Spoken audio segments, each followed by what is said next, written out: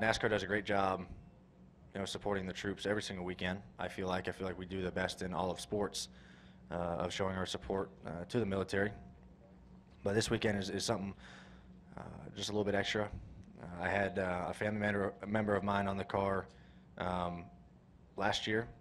He was on the door with us, so it means a lot to show the support and get to meet all the military personnel that come to this racetrack and being able to talk to them and hearing their stories. I was fortunate to be a part of that at a younger age with Brad Keselowski's foundation, his Checkered Flag Foundation. We used to give rides to military personnel, so it was really neat to hear their stories and be able to talk to them and get a small glimpse into their world.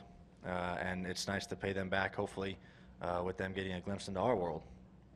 So it's a really special weekend for everybody in the Garage area, and I hope they enjoy being here and seeing what we do, because we wouldn't be able to do what we do without them.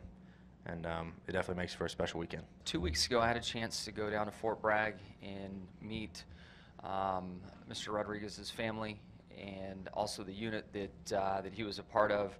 A lot of his friends, family members, and here's some amazing stories about him. So it is always an honor to carry a fallen soldier on the car, but to have such an amazing backstory, such a relationship with his family, and just these great stories to help me learn more about him, understand more about him, will make this weekend all the more special.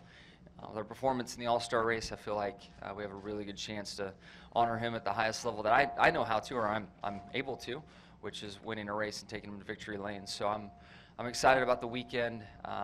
Lowe's is also going to give 1,000 tickets away to the race to men and women that serve our country. So that's something very cool that they're doing.